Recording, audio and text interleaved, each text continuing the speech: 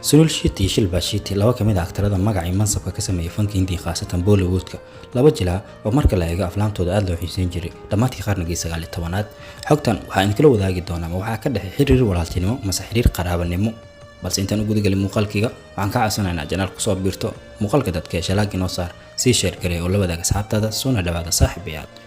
labadan jilaa ay kala ah sunul shiti iyo sidoo kale shilba shiti waa laba kamid ah aktarada aflaamtooda aad loo xiiseyn jiray sagaashameeyadii labadan jilaa waxay fanka Hindiga ku soo biireen horaantii sagaashameeyadii markaan eegno sunul shiti wuxuu fanka Hindiga ku soo biiray sanadii 1992 filimkiisa ugu horeeyay waa filimka caanka ah Balwan halka shilba shiti iyaduna fanka Hindiga ku soo biirtay sanadii 1993 waxayna ka dambeysay hal sano oo kaliya jilaaga lagu magacaabo sunul shiti labadan jilaa waxaa jira dadyo badan oo xiiseyn jiray inay walaalo yihiin maadaama magaca shiti ay wadaagaan laakiin sunul shiti shilba shiti kama dhaxay wax xiriir family ah markay timaado nolosha dhabta نفس الفيلمات ما فيرت المقتاش الباشات يصل الشتي وما يجري ولا إنهيه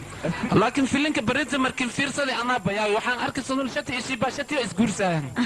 labadan jilaa waxay iskala soo muuqdeen aflaam dhowr oo caan ah kuwaas oo Soomaalidu aad u xiiseeyaan aflaamta ay iskala soo muuqdeen waxa laga xusi karaa filimka caanka ah k.g.f kaas oo soo baxay sanadii 2002 waxa hogaamiyaalkooda ahayn sunul shiti سنيدول sidoo kale shilba shiti aflaamta kale lagu xasuusan doono jilayaashan waxa kamid ah filimka caanka ah